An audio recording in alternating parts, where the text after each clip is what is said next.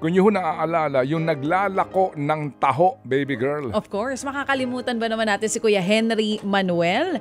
Hinanap po natin last time noong July 9 sa Pabida sa Radyo 5, yung mga naglalako ng kung ano-ano mapapagkain man yan o gamit. At maswerte nga po nating nakausap at napili si Kuya Henry Manuel mula sa Apalit, Pampanga. Si Kuya Henry po, bukod sa paglalako ng taho, pagka daw di siya naglalako, tatanim naman daw siya sa bukid. Yan ang kwento nitong si Kuya. Alam niyo po ba, yung kanyang sasakyan o yung parang mini sidecar o tricycle na ginagamit sa paglalako, bigay po ito ng mga mababait na residente dun sa lugar kung saan po siya nag-iikot para maglako nitong taho. Si Kuya nga po ay 47, dalawa ang anak, pareho pong lalaki, habang ang kanyang misis naman ay isang housewife.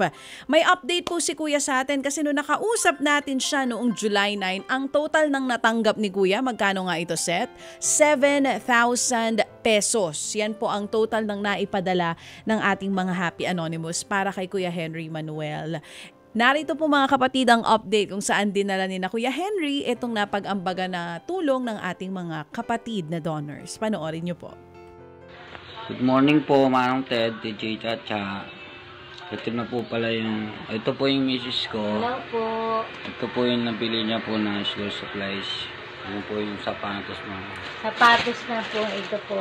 Tapos binili na rin po namin ng bag at tumbler po. Lalagyanan niya po ng inumin. Ito po sir. Oh, paayos.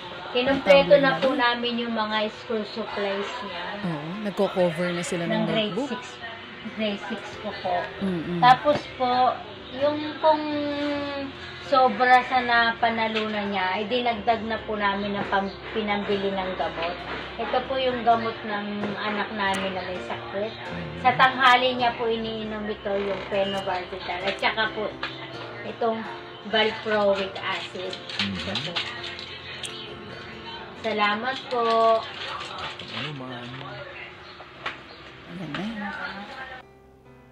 Napakainam nga po, no, mga kapatid, na ating pong malaman at makita ang mga patunay sa pagtupad po nila sa ating pong mga napag-uusapan at napagkakasunduan. So sa iyo, malamang nakikinig ngayon sa atin si Henry Manuel na siguro ngayon baka paubos na ang iyong taho. Malamang. Mabuhay ka, Henry, at kami naniniwala, no, sa iyong kabutihang loob, kaya ka din pinagpapala. Kaya binigyan ka ng motorsiklo, di ba, ng dati mong amo bilang kabuhayan, at patuloy din ang pagtangkilik sa iyong produkto ng iyong mga nilalakuan ng iyong paninda. Para din nga itong pamilya po ni Maima, di ho ba? Nagsisipag sila, nagpapagal sila. Ito ho ang inspirasyon dito eh. Kahit na alam nilang mahirap po, pero tinitiis. Opo, nagsasakripisyo.